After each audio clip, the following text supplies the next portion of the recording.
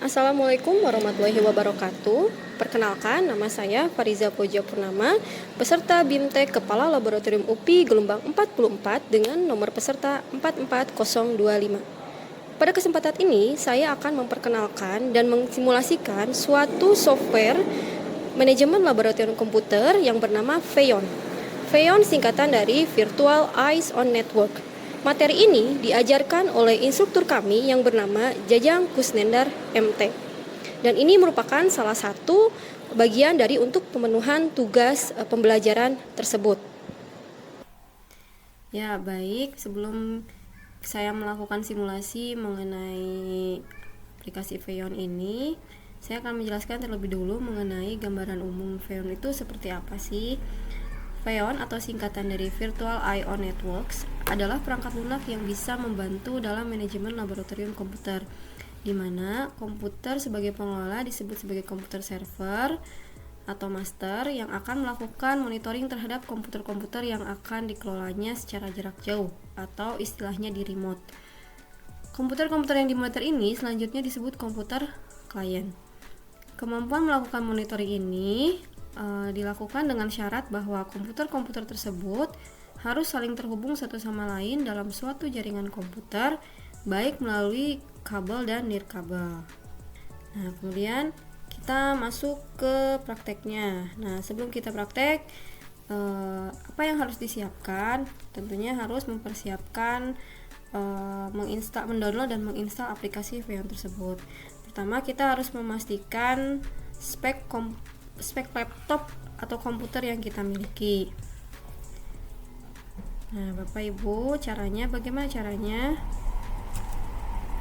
Nah, pertama buka File Explorer, kemudian di sini ada menu Dispatch, klik Dispatch, kemudian klik kanan. Nah, di sini ada tombol Properties, klik. Nah, perhatikan jenis Windows-nya, versi berapa bit, 64K atau 32, karena hal tersebut akan berpengaruh pada versi VEON yang akan di-download. Juga perhatikan RAM yang dimiliki laptop tersebut, berapa GB. Minimal membutuhkan 2 GB untuk menjalankan aplikasi VEON tersebut. Nah, di sini yang punya saya ternyata 64 bit ya. Nah, baik, ada 5 tahapan dalam memonitoring menggunakan aplikasi VEON ini. Pertama, install VEON pada komputer master. Kedua, install VEON pada komputer klien. Yang ketiga, konfigurasi VEON pada komputer master. Yang keempat, konfigurasi VEON pada komputer klien. Dan yang terakhir, yang kelima adalah monitoring komputer klien melalui master.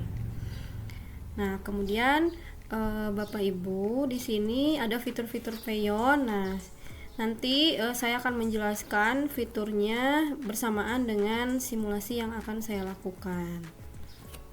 Ya, Bapak Ibu, sekarang kita akan mencoba untuk menggunakan aplikasi VEON yang sudah saya install baik di laptop master dan juga di laptop klien. Nah, sekarang kita buka ya. Nah, pertama yang harus dilakukan adalah kita buka dulu VEON Configurator. Nah, selanjutnya di sini ada beberapa tab ya. Nah, pilih tab General, kemudian ubah authentication metodenya menjadi Key File Authentication. Nah, sebelumnya mungkin kalau di Bapak Ibu adalah logon ya, maka logon ini ganti menjadi Key File Authentication. Nah, setelah itu kita masuk ke tab Authentication Key. Nah, di sini kalau yang Bapak Ibu lihat di sini sudah ada key yang sudah saya buat. Nah, kalau di Bapak Ibu pasti masih kosong kelihatannya ya. Nah, selanjutnya apa yang dilakukan? Selanjutnya Bapak Ibu di sini di sebelah kanan ada beberapa tombol, klik yang Create Key Pair. Nah, di sini Bapak tuliskan saja, Bapak atau Ibu silahkan tuliskan nama Bapak Ibu supaya lebih mudah. Misalnya kalau saya Fariza, berarti tulis nama saya. Nah, nanti klik OK. Maka ketika klik OK akan muncul dua jenis key ya di sini, yaitu key private dan key public dengan nama yang sama. Misalnya kalau nama Bapak ada Ilham, berarti Ilham private sama Ilham public. Nah, setelah itu apa yang dilakukan? Selanjutnya klik pada public di sini. Lalu export key. Nah, export key ini untuk apa? Untuk memilih lokasi penyimpanan. Nah, kalau misalnya Bapak Ibu mau menyimpannya di flash disk, maka silahkan colokkan dulu flash disk Bapak Ibu. Kalau misalnya mau melalui WA, boleh, bisa. Bapak Ibu tinggal simpan saja di folder-folder yang menurut Bapak Ibu mudah untuk ditemukan, misalnya di dokumen. Nah, kalau saya di sini menggunakan flash disk, jadi saya akan simpan di flash disk. Nah, di sini ada USB drive ya Pak Bu, kita klik. Nah, selanjutnya saya simpan di sini, ada file name-nya Fariza public underscore key. Nah, simpan saja di flash disk ya, simpan.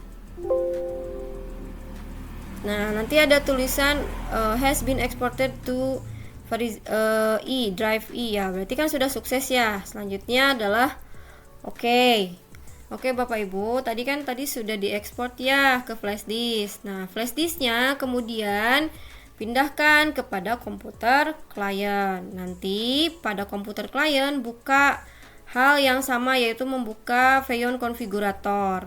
Nanti pada Feon konfigurator Bapak pada authentication key-nya tinggal klik import key. Nanti di import key-nya itu di file USB-nya dibuka aja. Open misalnya sudah ya. Yang ini nih, misalnya saya sudah ada di sini. Tinggal di open saja ya. Oke. Selanjutnya setelah pada import key selesai, maka selanjutnya adalah klik tab location and computers. Nah, di sini sudah ada nama saya ya di sini Lab Fariza. Nah, kalau di Bapak Ibu belum ada, berarti scroll ke bagian bawah sampai menemukan tanda tambah di sini. Ada tambah yang di sebelah kiri, ada tambah yang di sebelah kanan. Nah, tambah di sebelah kiri ini untuk menambah lokasi lab, dan tambah di sebelah kanan ini untuk menambahkan komputer klien. Nah, kemudian di sebelah kiri kalau kita klik maka akan muncul new location. Misalnya new locationnya mau Ibu kasih nama lab Fawaz misalnya ya, lab Fawaz. Nah, selanjutnya setelah klik tanda icon yang di sebelah kiri dan merename-nya, kemudian Bapak Ibu bisa klik tanda icon plus yang di sebelah kanan. Nanti akan muncul new computer. Silahkan Bapak Ibu rename sesuai dengan nama device komputer klien Bapak Ibu. Nah, cara mengetahui device name-nya apa? Sama seperti langkah awal dalam mencari spesifikasi komputer ya atau laptop ya Bapak Ibu, tinggal buka file explorer, kemudian klik disk PC, dan nanti klik sebelah kanan ada tombol properties. Nah, nanti di situ sudah muncul. Misalnya namanya kita ganti ya, double klik. Caranya klik double klik, kemudian kita misalnya ganti menjadi Asus PC misalnya gitu ya. Oke. Nah, selanjutnya di sini kita double klik lagi, kita copy dulu. Copy. Kemudian kita klik yang di bagian host address, kita paste. Nah, seperti ini ya Bapak Ibu ya. Nah, nanti setelah seperti ini maka tinggal Bapak Ibu klik apply. Nanti akan muncul dialog box seperti ini yang menginstruksikan untuk restart. Tapi ini bukan untuk merestart laptop atau komputer Bapak Ibu ya. Ini hanya untuk merestart programnya. Nanti klik saja yes. Nah, seperti di saya sudah ya di sini. Nah, kalau saya namanya ini nama komputer kliennya. Baik ya Bapak Ibu. Nah, saya akan coba menjelaskan dengan lebih jelas mengenai Feyon Configurator pada klien. Tahapannya sama saja seperti pada Feyon Server. Pertama, klik General, kemudian ubah metodenya menjadi Key File Authentication yang sebelumnya logon, ganti jadi Key File Authentication, kemudian klik Authenticity Key. Nah, pasti di laptop klien Bapak Ibu pasti di sini kosong.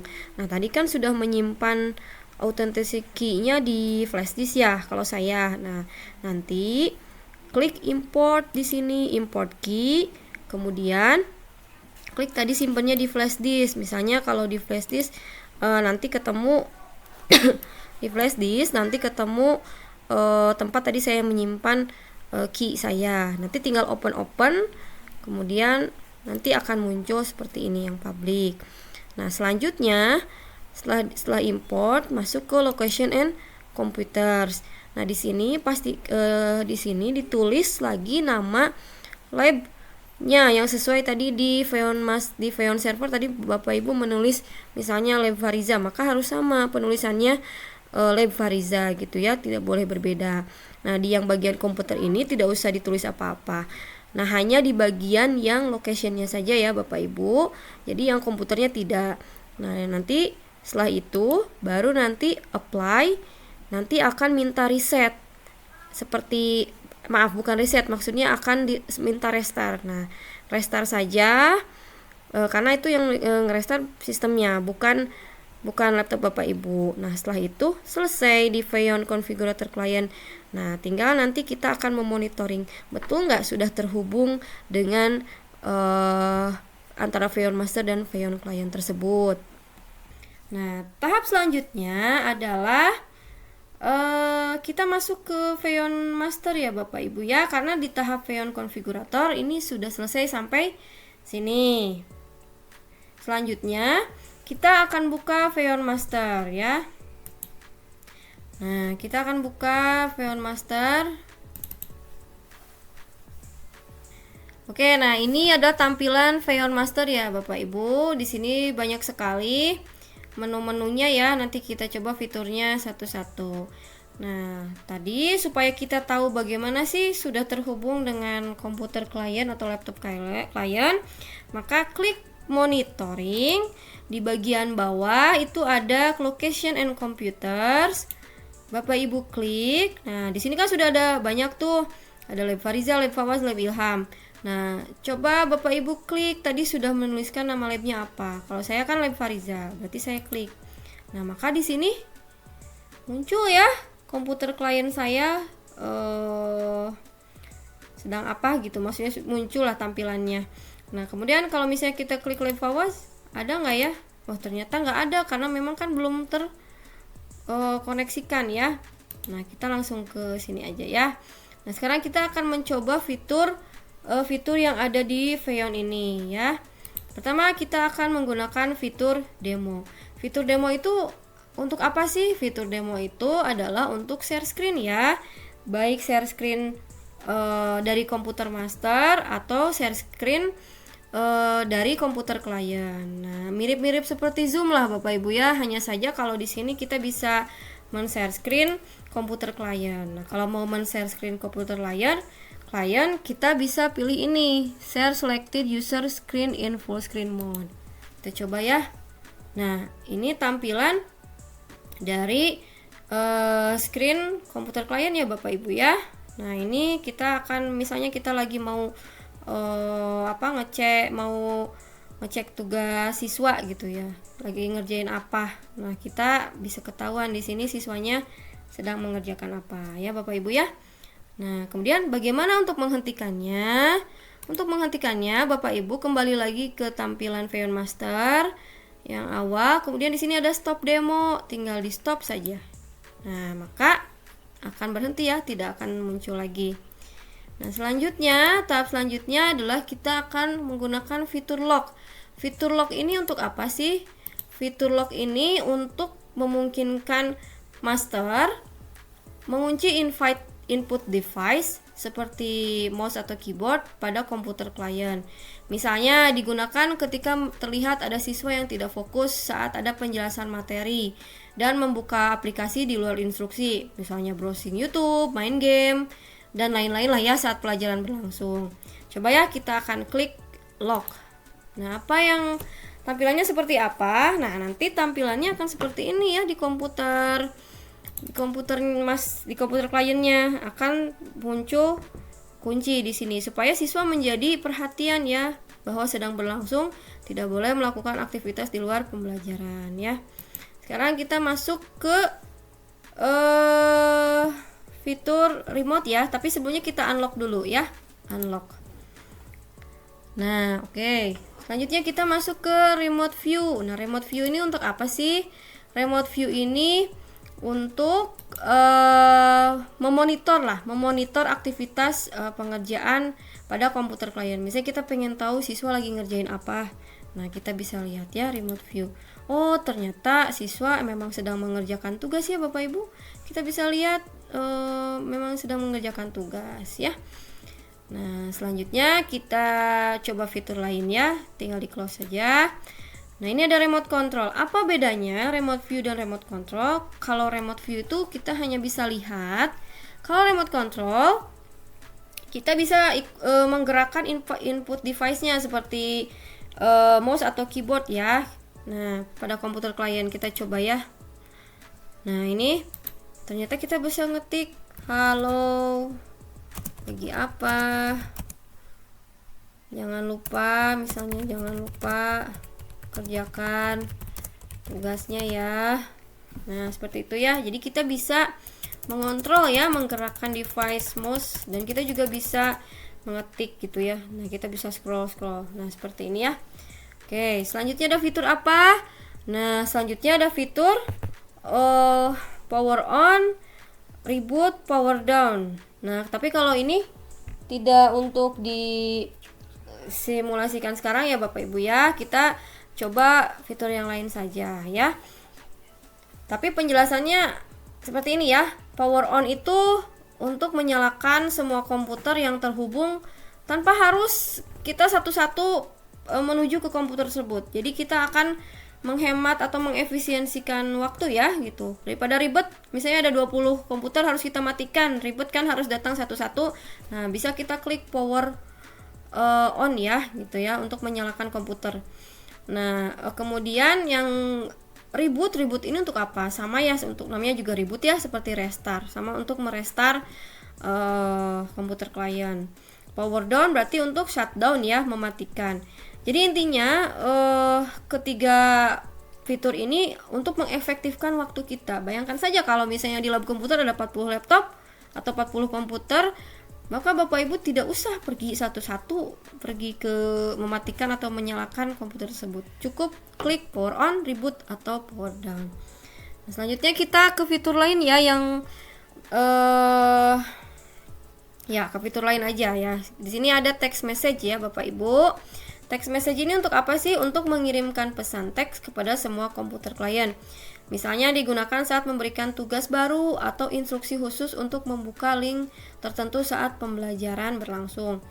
Misalnya, tolong kerjakan tugas di buku paket halaman 120 misalnya ya. Kita coba ya. Oke.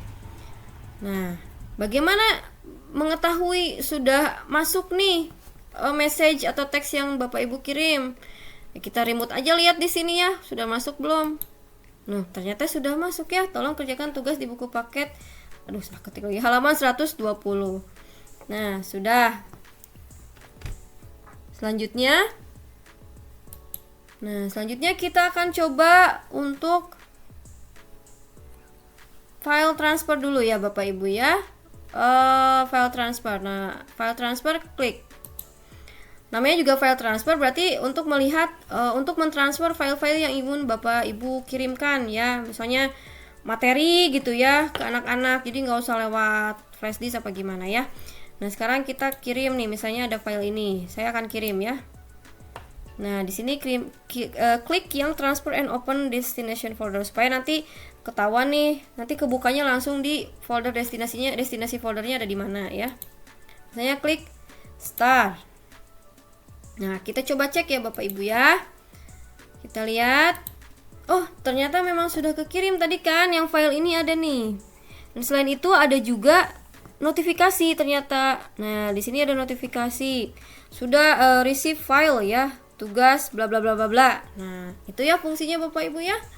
Kemudian selanjutnya ada open website. Nah, open website itu untuk apa sih? Kalau tadi text message itu kita juga bisa sih dalam text message itu mengirimkan link website ya. Tapi kalau text message itu lebih ke instruksi ya, instruksi pengerjaan atau pesan gitu ya. Kalau ini lebih ke kita pengen menginstruksikan anak atau siswa untuk coba buka website ini. Nah, sekarang kita coba ya. Open website. Nah, misalnya kita akan suruh anak untuk mengopen ini ya.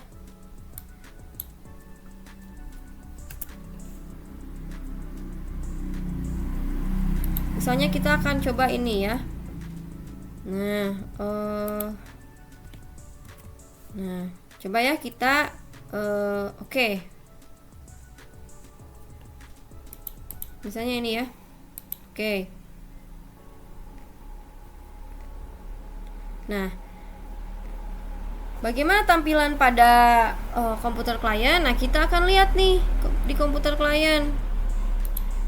Nah, ternyata sudah terbuka otomatis ya.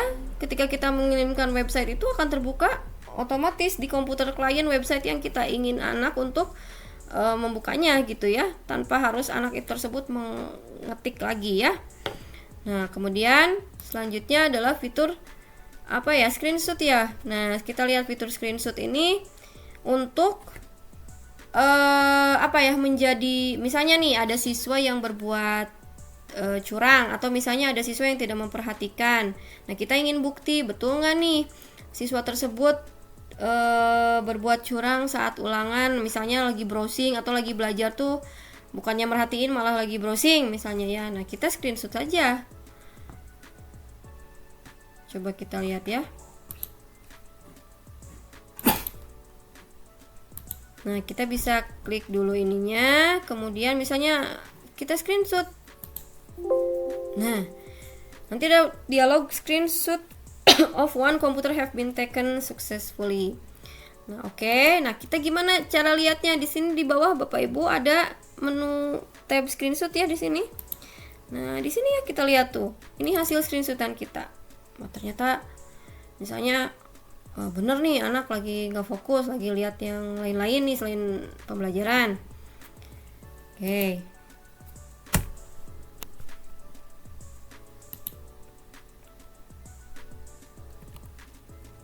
Nah, di sini nih. Oke, nah ini ternyata benar nih, ada lagi lihat yang lain-lain nih gitu. Nah, ini tuh ada tulisannya ya. Jam berapa, kemudian apa yang dilihat juga sudah terlihat jelas ya. Jadi sekali lagi Bapak Ibu setelah di screenshot tadi lihat klik menu screenshot gitu ya. Nanti tiap klik kemudian kita show gitu ya. Ternyata di sini sudah jelas jam berapanya, kemudian apa yang sedang anak cari gitu ya. Nah, kemudian mungkin segitu saja ya Bapak Ibu fitur-fitur yang bisa saya simulasikan. Sekian saja simulasinya. Mudah-mudahan Bapak Ibu bisa dipahami oleh Bapak Ibu, dan saya juga berterima kasih kepada Bapak Jajang Kusnendar sudah memberikan ilmu yang sangat luar biasa sekali. Kenapa luar biasa? Karena saya bukan background orang komputer, tapi saya jadi tahu gitu ada fitur seperti ini ya. Sekian video simulasi dari saya. Wassalamualaikum warahmatullahi wabarakatuh. Terima kasih.